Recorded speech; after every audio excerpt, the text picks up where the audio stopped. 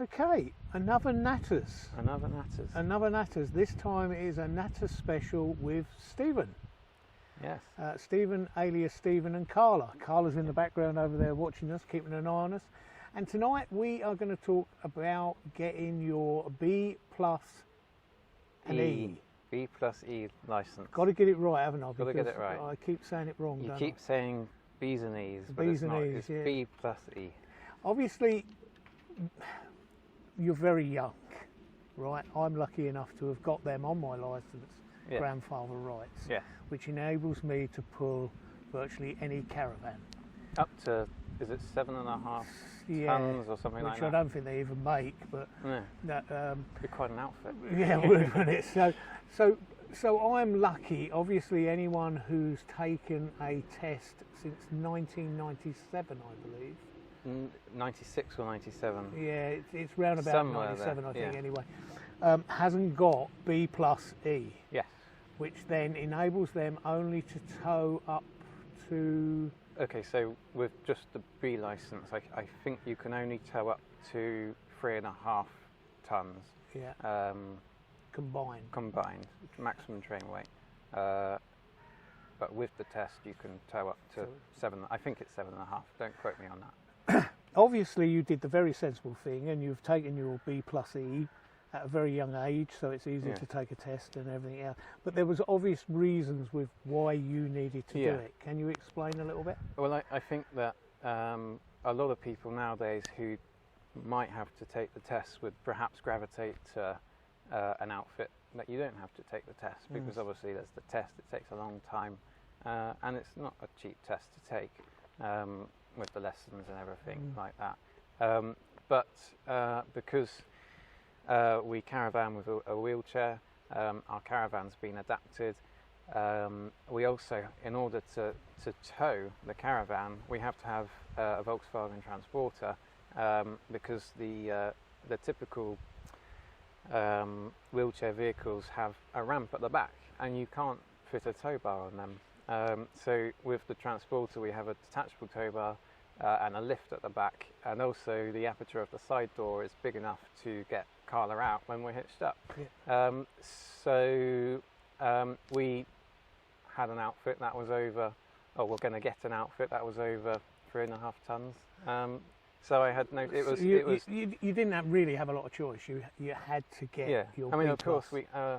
the van weighs in at the car, which I sometimes call the van, weighs in at 2.2 tons when empty, and with the weight of Carla's chair and some luggage and stuff, it's got to be 2.5. So we really would have been very restricted on what What you could caravan have we purchased, got. yeah. So I think you've done the sensible thing anyway, because you've got it now till you're 70. yeah, So Yeah. and you're going to be totally unrestricted on whatever you want to purchase next or whatever. yeah, And there is a benefit as well that we'll perhaps go into, because you've done something, or you can do something that I can't do. You can reverse a Caravan, and obviously the lessons that you had yeah. has give you that advantage. Yeah. So Well, people have always, and Carla remarked, and some of my family did actually say beforehand that somehow my mind is programmed to be good at that sort of thing anyway. yeah, And when I did first reverse the trailer during training, I found it okay. It wasn't difficult, but I'm of the opinion that I think if anyone's going to tow a car and a caravan, regardless of whether they've already got the category on their license, my personal opinion is that somebody should take some sort of training. Yeah, you're perhaps right. And there are people who do it just because they want to. My auntie, for example, she wanted to tow a horse box trailer with a horse in it, and they're heavy things. So she went out with someone and did some formal training. And I know of another caravan Twitterer that already had the category. Quite possibly is within the 3.5 tons anyway. But is it the Caravan Club have towing courses or towing Yeah, manoeuvring well, courses. at the NEC they do it at the shows. I think both clubs actually operate them, so you can have a go at, at towing and everything else. I think it's very handy for people to have a go at it. Anyway, what was the process? Okay. Obviously, you had to go and find someone who was going to give you these lessons first of all. Was that Yes. a local company to where you live? Can I say who it was? Yeah. So when I originally passed my car test, it was with a company called Gold, who are based in Bournemouth. So I naturally just went to them. I had no reason to fault them previously. So I just went on their website, dropped them a message saying, returning customer, I've done the car test, the Pass Plus, and now I want to progress to taking a B&E test. So when you go out on your first lesson, are you actually hitched up with a trailer? No. So the company I was with, they leased some land for a period of time that we're doing the lesson. And it's a tarmacked arena. I know sometimes it might be sort of gravel or somewhere else, but on this particular one it was just an empty car park that wasn't being used, so a big open space, nothing to hit, and it was all coned off, so that was the area. So I met the instructor, who was a fabulous guy, and he trained me to absolute perfection. I'm almost certain that he trained me to more, well, he did train me to more of an advanced level than what was actually required for the test. So that was incredibly beneficial, and overall my driving after the test is miles better than before the test, and I'm actually seriously considering taking an advanced driving course as well, just because that would be good. So on the first Yes. lesson that Sorry. you had. Yeah, that was the question. Yeah, no, it's fine. Did he just take you out in a car or explain? Okay, so I met him at the off-road place. He was there with the trailer. The trailer wasn't hitched up. It was a Land Rover Discovery, Land Rover Freelander 2, which is a great car to drive anyway. And a trailer. It's one of those boxy trailers. It weighed almost identical weight to this, Really? because they have to be a certain weight in order to pass the test. But it did actually feel different to this because it was a small trailer on a twin axle. So I met him there, and it actually took us a little while to get going because it didn't dawn on me that there was actually so much theory that we needed to go through, and part of it I already knew through just knowing it, stuff I've picked up on Twitter and over the Caravan Club's website and things like that. So that gave me a little bit of a head start. And it went from there. Because I've been driving an automatic for about 6 months, I was actually a little bit rusty back in a manual. Although I had driven a loan car in between that time. So it was actually getting used to driving a manual, so we drove around the area and got used to it, but it was actually immediately apparent that I'd picked up a few bad habits, and actually in the end it was less about practicing with the trailer, because that was fine. It was more about correcting the bad habits so that I could be test ready. Yeah, because a lot of people don't realise that basically most driving instructors teach you to pass a test. They don't teach you how to drive in every sense of the word. So again, you had to be retaught how to do a test. So I mean, I thought I was gonna. I went in there. I was like, I'm gonna be fine.